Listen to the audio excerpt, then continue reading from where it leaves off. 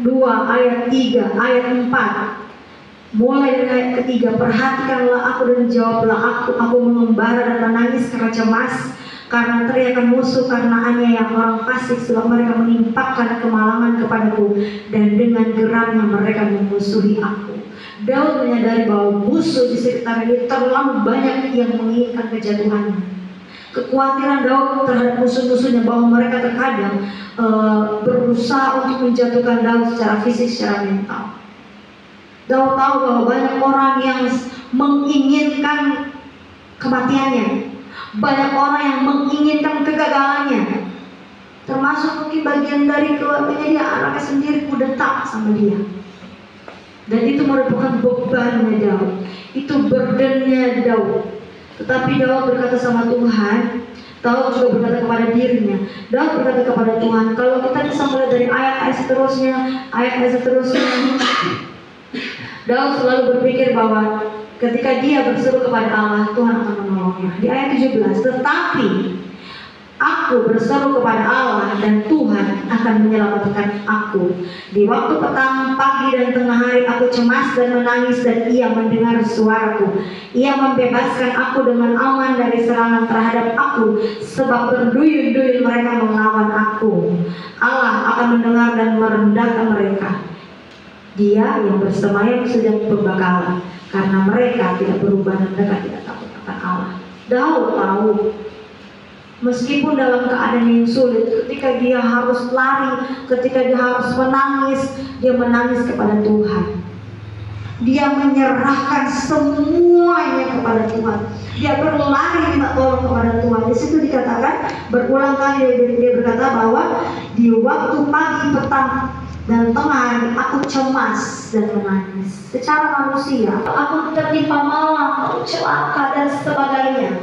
Tetapi dia selalu memuji statementnya, dia selalu memuji syair atau gubahan atau puisinya dengan berkata bahwa Tuhan adalah penyelamatku. Amin. Saudara, seperti halnya Daud, kita mungkin sering menangis, kita sering berteriak, kita cemas, kita bahkan meraung-raung sama Tuhan. Daud bilang pagi, petang, tengah hari. Daud memang tipikal orang yang suka sekali berdoa sama Tuhan. Seperti Daud, kita mungkin menangis kepada Tuhan. Kita berkata, Tuhan sudah gak mampu. Tuhan, kalau boleh saya mau menyerah. Tuhan, saya takut. Tuhan, saya capek. Tetapi jangan pernah kita lupa untuk berkata bahwa Tuhan, kami tahu Tuhan akan menolong kami. Amin. Boleh kita bilang, Tuhan, saya capek. Tuhan, saya lelah. Tuhan, saya mau berhenti. Tuhan, tolong. Tetapi jangan pernah lupa seperti Daud bilang, Tuhan yang akan menyelamatkan aku. Katakan amin. Serahkanlah khawatirmu kepada Tuhan, maka Ia akan memelihara engkau.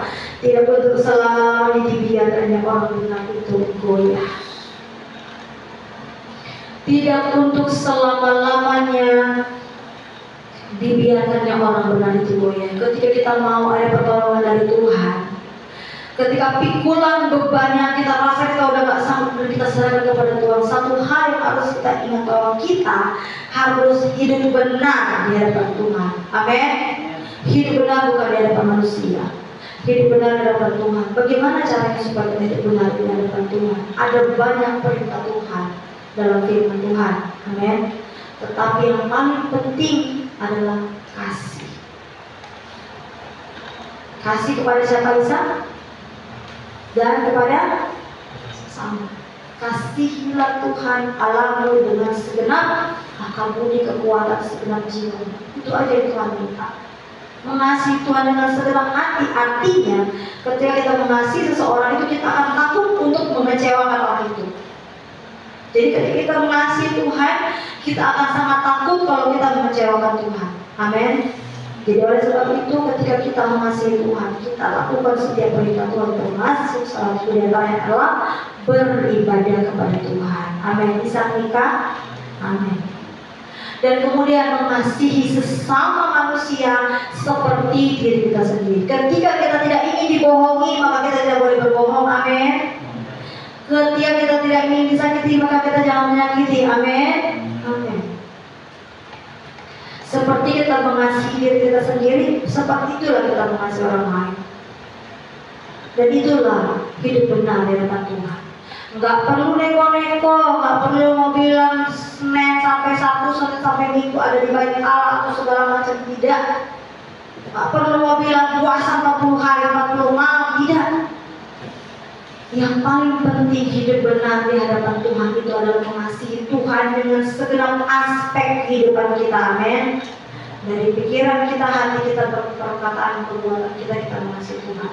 Dan kemudian mengasihi sesama manusia sebagaimana kita mengasihi diri sendiri.